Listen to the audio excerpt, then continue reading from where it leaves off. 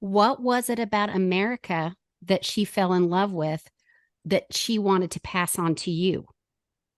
I think her experience taught her that everything or anything is possible here, right?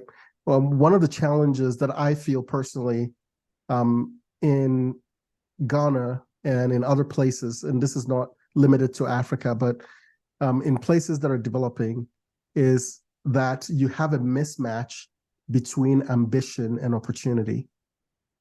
And when there is a mismatch between ambition and opportunity, then people who are ambitious get frustrated.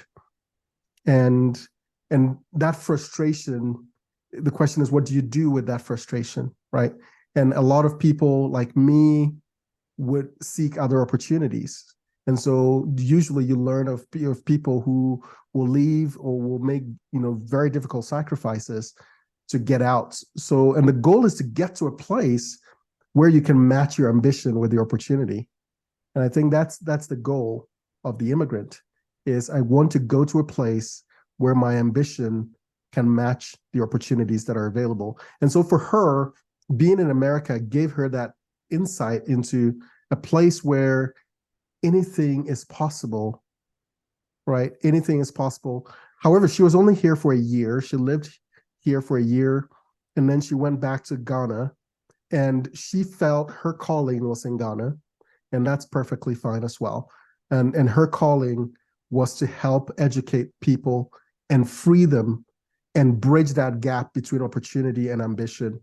That was her goal. And so she spent her life, dedicated her life to educating children. And one of her slogans was education is the key to economic opportunity. And education is the only thing that you can acquire that nobody can take away from you. And so if you arm children with education, you open their minds and you open the limits of their opportunities. And once you've done that for them, they can't be oppressed any longer. They can't be bottled up because now they understand their potential. And that is the greatest gift you can give to a child.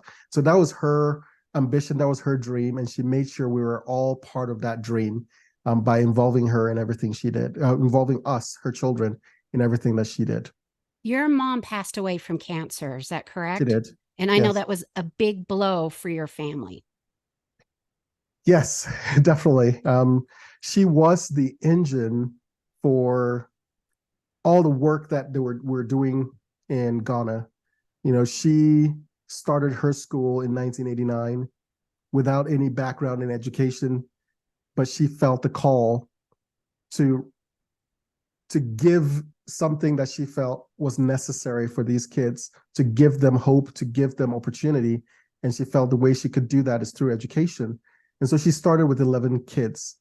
Um, and she built that school to the point where all her children, many of my cousins were able to graduate from her schools. And then from there, many of us came back and were employed by her schools and became teachers, administrators, and so on and so forth. So she did not only educate us, but she also gave us our first jobs and allowed us to participate in the work that she was doing, which is part of the reason why I do what I'm doing today, because I learned the confidence and the courage to stand in front of kids and to teach and to impart knowledge and to explain things, and that's a gift that experience gave me that I think has been really valuable to my life today.